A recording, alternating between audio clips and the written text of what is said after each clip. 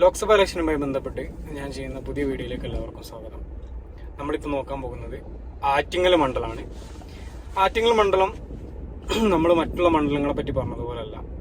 LDF ഏറ്റവും സ്വാധീനമുള്ള, LDF ഏറ്റവും കൂടുതൽ തവണ ലോക്സഭാ MP-മാരെ ഉണ്ടാക്കിയെടുത്ത, LDF ഏറ്റവും കൂടുതൽ ഇലക്ഷനുകളിൽ ലോക്സഭാ MP-മാരെ സംഭാവന ചെയ്ത ഒരു മണ്ഡലമാണ് ആറ്റിങ്ങൽ മണ്ഡലം. അതായത് ഇലക്ഷൻ നടന്ന ഒട്ടുമിക്ക സമയത്തും അവിടെ വിജയിച്ചു പോന്നിരിക്കുന്നത് LDF MP-മാരാണ്. ഏകദേശം 10-ലേറെ തവണ ആറ്റിങ്ങൽ മണ്ഡലത്തിൽ ഇടതുപക്ഷത്തിന് MP-മാരുണ്ടായിട്ടുണ്ട്. കഴിഞ്ഞ തവണ അടൂർ പ്രകാശ് ജയിക്കുന്നതിന് തൊട്ട് മുൻപ് വരെ 7 തവണ തുടർച്ചയായിട്ട് ഇടതുപക്ഷ MP-മാരുണ്ടായ ഒരു മണ്ഡലം കൂടിയാണ് ആറ്റിങ്ങൽ മണ്ഡലം. ഇങ്ങനെ ഒരു മണ്ഡലം കേരളത്തിൽ തന്നെ അപൂർവമാണ്. അങ്ങനെ കാരണം ലോക്സഭാ ഇലക്ഷനിൽ നമുക്കറിയാം, പൊതുവെ ഒരു UDF അനുകൂല ട്രെൻഡാണ് ഉണ്ടാവാറുള്ളത്. വളരെ കുറഞ്ഞ സമയങ്ങളിൽ മാത്രമേ LDF അനുകൂലമായിട്ടുള്ള ഒരു ട്രെൻഡ് ഉണ്ടായിട്ടുള്ളൂ. അത്രയും LDF തുടർച്ചയായി പിന്തുണച്ചു വന്നിരുന്ന ഒരു മണ്ഡലമായിരുന്നു ഈ ആറ്റിങ്ങൽ മണ്ഡലം. അവിടെ കഴിഞ്ഞ തവണ നടന്നത് ഒരു അത്ഭുത വിജയം തന്നെയായിരുന്നു. നമ്മൾ ഈ ആലത്തൂരിനെ പറ്റി പറഞ്ഞതുപോലെ, അല്ലെങ്കിൽ പാലക്കാടിനെ പറ്റി പറഞ്ഞതുപോലെ, കഴിഞ്ഞ തവണ ഉണ്ടായത് ഒരു അത്ഭുത വിജയമായിരുന്നു. കഴിഞ്ഞ തവണത്തെ ഇലക്ഷൻ റിസൾട്ട് നോക്കിക്കഴിഞ്ഞാൽ കോൺഗ്രസിന് വേണ്ടി, UDF വേണ്ടി അടൂർ പ്രകാശ് 3,80,995 വോട്ട്, അതായത് 38.34% വോട്ട്. CPIM വേണ്ടി ഡോക്ടർ A സമ്പത്ത് 3,42,748 വോട്ട്, 34.50%. BJPക്ക് വേണ്ടി ശോഭാ സുരേന്ദ്രൻ 2,48,81 വോട്ട്, അതായത് 24.97%. കഴിഞ്ഞ തവണ BJPക്ക് ഏറ്റവും കൂടുതൽ വോട്ട് വർദ്ധിച്ച, അതായത് പേഴ്സൻറ്റേജ് അടിസ്ഥാനത്തിൽ ഏറ്റവും കൂടുതൽ വോട്ട് വർദ്ധിച്ച ഒരു മണ്ഡലം കൂടിയാണ് ഈ ആറ്റിങ്ങൽ മണ്ഡലം. പിന്നെ സ്വതന്ത്ര സ്ഥാനാർത്ഥി, SDPI സ്ഥാനാർത്ഥി നോട്ട ഇവർക്കൊക്കെ ചെറിയ 1% താഴെ വോട്ടുകൾ ലഭിച്ചിട്ടുണ്ട്. കഴിഞ്ഞ തവണ അടൂർ പ്രകാശ് വിജയിച്ച് കയറിയത് 38,247 വോട്ടിനാണ് കഴിഞ്ഞ തവണ അടൂർ പ്രകാശ് വിജയിച്ച് കയറിയത്. ഇനി അവിടുത്തെ അസംബ്ലി മണ്ഡലങ്ങൾ, നിയമസഭാ മണ്ഡലങ്ങൾ നോക്കിക്കഴിഞ്ഞാൽ വർക്കല, ആറ്റിങ്ങൽ, ചിറയിൻകീഴ്, നെടുമങ്ങാട്, വാമനപുരം, അരുവിക്കര, കാട്ടാക്കട, ഈ 7 മണ്ഡലങ്ങളിലും LDF MLA-മാരുള്ളത് എന്ന് എടുത്തു തന്നെ പറയണം. കാരണം ഈ നിയമസഭാ ഇലക്ഷന്റെ റിസൾട്ട് വെച്ച് നോക്കിക്കഴിഞ്ഞാൽ ഒരു 100,000-നടുത്തുള്ള ഭൂരിപക്ഷത്തിനെങ്കിലും LDF വിജയിച്ച് കയറേണ്ട ഒരു മണ്ഡലം കൂടിയാണ് ഈ ആറ്റിങ്ങൽ മണ്ഡലം. പക്ഷെ അവിടെ ഈ പറഞ്ഞതുപോലെ ലോക്സഭാ ഇലക്ഷൻ വരുമ്പോൾ പൊതുവെ കാണപ്പെടുന്ന ഒരു ട്രെൻഡ് അവിടെ ഉണ്ടാവാറുണ്ട്. കഴിഞ്ഞ തവണ അത് ഉണ്ടായതാണ്. ഇനി തവണ മത്സരിക്കുന്നത് UDF വേണ്ടി കോൺഗ്രസിന്റെ അടൂർ പ്രകാശ്, CPM വേണ്ടി V ജോയ്, അതേപോലെ BJPക്ക് വേണ്ടി V മുരളീധരൻ, പിന്നെ BSP സ്ഥാനാർത്ഥി ഉണ്ട് സുരഭി S എന്ന് പറഞ്ഞിട്ടുള്ള. അത് പിന്നെ നമ്മളങ്ങനെ പരിഗണിക്കേണ്ട ആവശ്യമില്ല. പ്രധാനമായും 3 മുന്നണികൾ ഒരു ത്രികോണ മത്സരം ഉണ്ട് എന്ന രീതിയിലാണ് അവിടെ പൊതുവെ മാധ്യമങ്ങളൊക്കെ വ്യാഖ്യാനിക്കപ്പെടുന്നത്. പക്ഷേ എന്നാലും കൂടെ പ്രധാനമായും മത്സരം LDF-ഉം UDF-ഉം തമ്മിൽ തന്നെയാണ്, കോൺഗ്രസും CPM-ഉം തമ്മിൽ തന്നെയാണ് ആ മണ്ഡലത്തിൽ നടക്കുന്നത്.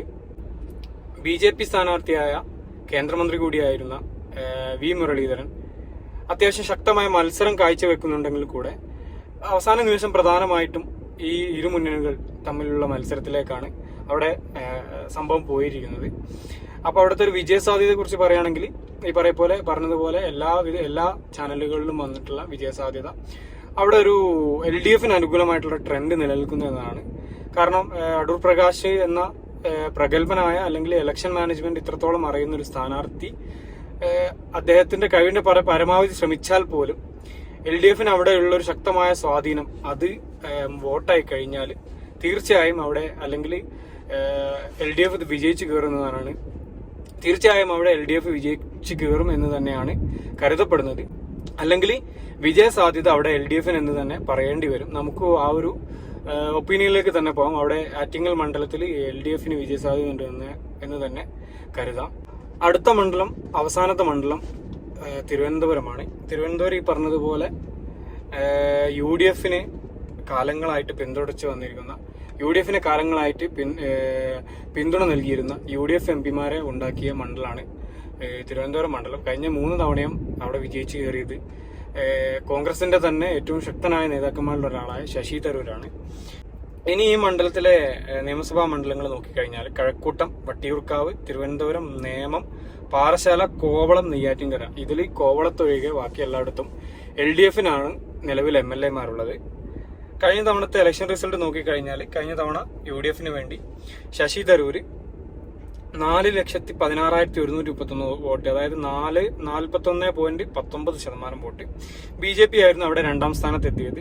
കുമ്മനം രാജശേഖരൻ 3,16,142 വോട്ട്, 31.30. CPIക്ക് വേണ്ടി C ദിവാകരൻ 2,58,556 വോട്ട്, 25.60%.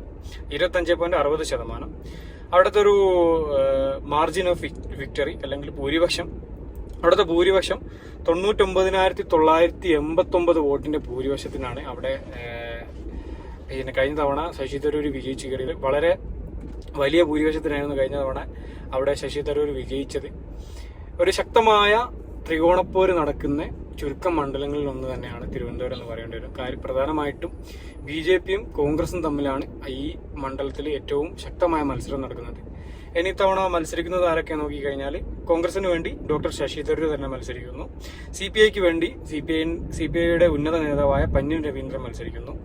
BJPക്ക് വേണ്ടി രാജീവ് ചന്ദ്രശേഖർ, പിന്നെ SUCA സ്ഥാനാർത്ഥി, BSP സ്ഥാനാർത്ഥി എന്നിവരൊക്കെ ഉണ്ട്. പിന്നെ അത് കൂടാതെ 8ഓളം സ്വതന്ത്ര സ്ഥാനാർത്ഥികൾ മത്സരിക്കുന്ന ഒരു മണ്ഡലം കൂടിയാണ് തിരുവനന്തപുരം. അതായത് കേരളത്തിൽ തന്നെ ഏറ്റവും കൂടുതൽ ഒഫീഷ്യൽ സ്ഥാനാർത്ഥികൾ മത്സരിക്കുന്ന മണ്ഡലമാണ് തിരുവനന്തപുരം മണ്ഡലം എന്നുള്ളത് പ്രത്യേകം ഓർമ്മിപ്പിക്കണം. പ്രധാനമായും ഡോക്ടർ ശശി തരൂരും രാജീവ് ചന്ദ്രശേഖരനും തമ്മിലാണ് മത്സരം. പക്ഷേ പന്ന്യൻ രവീന്ദ്രൻ എന്ന ഒരു സാധാരണക്കാരനായ ഒരു ജനകീയ നേതാവും കളത്തിലുണ്ട് എന്ന് പറയേണ്ടി വരും. ശക്തമായ മത്സരം 3 മുന്നണികളിലും നടത്തുന്ന ഒരു മണ്ഡലം കൂടിയാണ് ഈ തിരുവനന്തപുരം മണ്ഡലം. അവിടുത്തെ ഒരു വിജയസാധ്യതകളിലേക്ക് നോക്കിക്കഴിഞ്ഞാൽ തുടക്കത്തിൽ രാജീവ് ചന്ദ്രശേഖർ വളരെ പ്രചരണത്തിലും മറ്റും വളരെ മുന്നോട്ട് പോയി. കാരണം രാജീവ് ചന്ദ്രശേഖർ മറ്റുള്ള മണ്ഡലങ്ങൾ പോലെയല്ല, അവിടെ BJPക്കാരായിട്ടുള്ള ഒരാളെ പോലും കൂടെ കൂട്ടുന്ന ഒരു പരിപാടി അദ്ദേഹം കാണിച്ചിട്ടില്ല.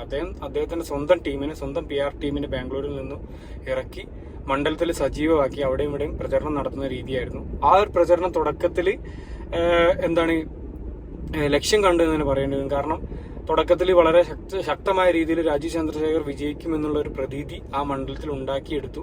പക്ഷേ സത്യം പറഞ്ഞാൽ ആ ഒരു പ്രതീതി BJPക്ക് തിരിച്ചടിയാവുന്ന രീതിയിലേക്കാണ് കാര്യങ്ങൾ വരുന്നത്. കാരണം ഏതൊരു മണ്ഡലത്തിലുള്ളതുപോലെ BJP വിജയിക്കുമെന്നൊരു സിറ്റുവേഷൻ വന്നു കഴിഞ്ഞാൽ പൊതുവെ ഉണ്ടാകുന്ന ഒരു ട്രെൻഡ് അവിടെ ശക്തമായ സ്വാധീനം ചെലുത്തുന്ന അല്ലെങ്കിൽ ഏറ്റവും വിജയസാധ്യത കൂടിയ സ്ഥാനാർത്ഥിയിലേക്ക്, BJP-ഇതര സ്ഥാനാർത്ഥിയിലേക്ക് വോട്ടുകൾ ഏകീകരിക്കും. പ്രത്യേകിച്ച് ന്യൂനപക്ഷ വോട്ടുകൾ, പ്രത്യേകിച്ച് മുസ്ലിം വോട്ടുകൾ, അതേപോലെ ക്രിസ്ത്യൻ സമുദായത്തിന്റെ ഒരു പരിധി വരെയുള്ള വോട്ടുകളൊക്കെ ഈ പറയപ്പെട്ട സ്ഥാനാർത്ഥിയിലേക്ക്, ഏറ്റവും വിജയസാധ്യത കൂടിയ സ്ഥാനാർത്ഥിയിലേക്ക് ഏകീകരിക്കുന്ന ഒരു സ്വഭാവം അത് തിരുവനന്തപുരം മണ്ഡലത്തിലും ഉണ്ടാവും. അത് ശശി തരൂരിന് ഗുണകരമാവുന്ന രീതിയിലാണ് ചാനലുകളിലൊക്കെ വന്നിട്ടുള്ള സർവേ.